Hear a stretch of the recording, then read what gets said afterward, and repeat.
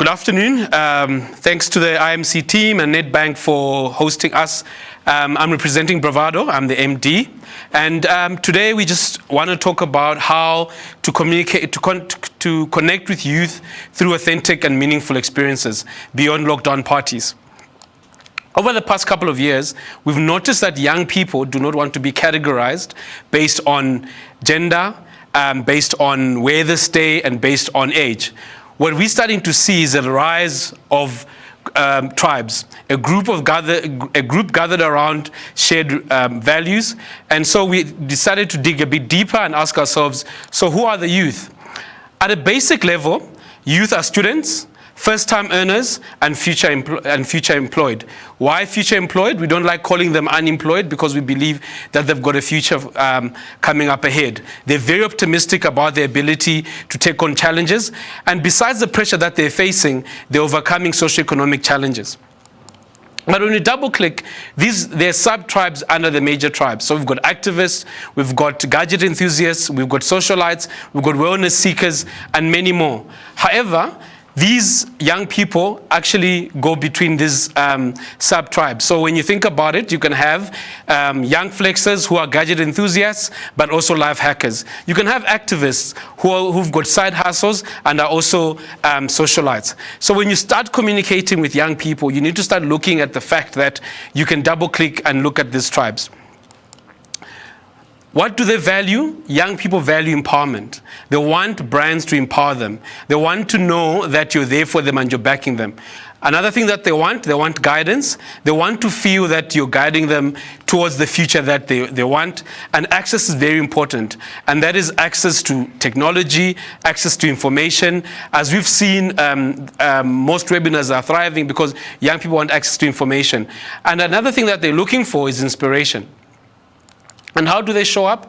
Young people show up through the power of duality. What does that mean? I always use an example of a young creative who works in Bryanston and stays in Tembisa.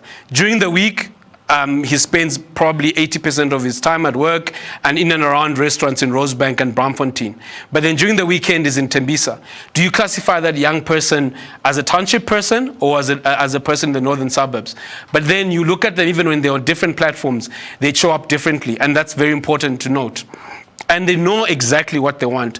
They're very determined in terms of showing us creative people and also brands that they know what they want and you cannot tell them what they want to do.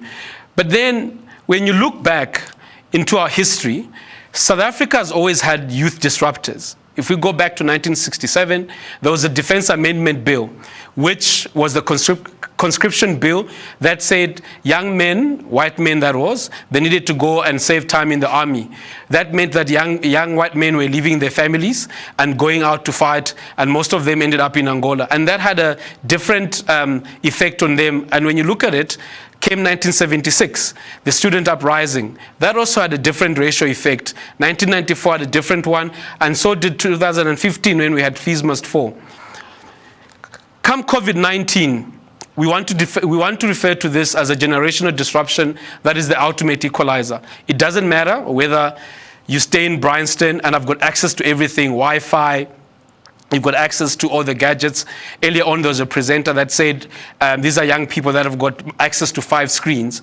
Or you're staying in Alexander, where you've actually got access to 1 screen, but everybody's at home. Yesterday, the president announced that government schools are going to close. So when you look at what COVID-19 has done, it's actually just ultimately equalized young people in terms of they don't have access to the things that they love, they don't have access to their friends, they don't have access to their schools or everything that they are holding on to and finding identity in. So the question gets asked to say, what do we need to do about it as creatives and as brands? What young people are saying to us is, help me survive this nightmare. Help me, guide me through this nightmare that I don't understand how it's going to end. Yes, I'm optimistic, but I don't have Wi-Fi. The government says that I need to be at home. I want to be at school. How are you as a brand going to help me? I can't access and I can't talk to my friends. I can't meet my friends anymore. Where are the safe spaces for me to go? So, what can you do for me to still thrive for the future that I hope for? And ultimately, your role as a brand is to affirm that your dreams are still valid through practical solutions. I'm going to just touch through a couple of case studies looking at what brands are doing, either have been doing, are continuing to do, or actually did because of COVID-19. So when we bring up Nedbank, we look at Nedbank that's created a platform called Unlock.me. And what Unlock.me does is a platform, and it's just not about banking. Yes, they've got a pillar called money, but they look at how they can empower young people to unlock their potential and to unlock their lifestyle. So when you engage with Nedbank through this platform, through a zero-rated account, what you're able to do is to unlock many more benefits that are going to help these young people thrive into the future and survive this nightmare. Fernando was on earlier on, and we put this case study of what they did in France. During COVID lockdown, when young people could not get their Whopper, what Burger King decided to do through digital was to encourage young people to build a Whopper at home. So what they did is give you the basic ingredients. You'd go to a supermarket, get what you needed to get, and come back home and still connect with them as a brand while making your own Whopper. When stores opened, you were able to enjoy your Whopper again. But during that time where takeouts were not open, they were able to give you instruction. Partnerships are really also working for many brands. We've seen what Vodacom has done with Microsoft. They've noticed a gap in the market to say poor people, poor youth do not have access to online learning. So what Vodacom and Microsoft have done is given young people access to digital learning and also their teachers. And what they're doing is giving giving access to Microsoft Teams, and so that young people are able to keep learning. Everybody today has touched on Black Lives Matter. What we found interesting is that the movement has been driven by young people. Even celebrities who are young are driving it. We've seen Lewis Hamilton drive the Black Lives Matter movement within Formula One. We've seen soccer players kneel, and we've seen quite a lot of brands come on board. But finally, what they can say is that they can see us. Finally, brands are able to see people of color and are able to listen to them. And it's going to keep going. Yesterday, I was in a conference where we had a presenter, and somebody asked to say, why now? Why is it that it had to take George Floyd to die to get to this point? And I think for us, the way that we've looked at it is that we were forced to listen because we were stuck at home. The only newsreel that was going on was COVID-19. And until George Floyd was unfortunately killed, nobody cared. But now we're able to listen, and we're able to care, and able to drive the movement.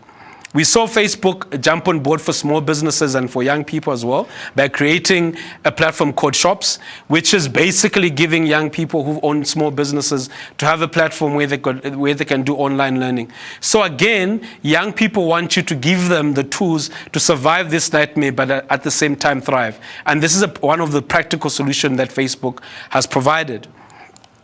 We've seen Google going through Africa and giving young people digital skills, and what they're trying to do is future-proof young people, and by then giving them digital skills. So we're seeing it grow in Nigeria and Kenya and in South Africa. So again, what young people are saying to you as a brand is affirm me and telling me that my future that I aspire to gives me, I can thrive and be able to survive. So in closing, what you need to do as a brand is you choose your tribe, you choose your sub-tribe or a couple of sub-tribes that you want to communicate to, identify the problem and the need that these young people are facing, develop a practical solution, own the outcome together because they want to feel like they co-created it. They don't want to feel like you're coming and talking down on them, and communicate the results. So if you're going to affirm them and help them survive this nightmare, these are the things that you need to do. Thank you.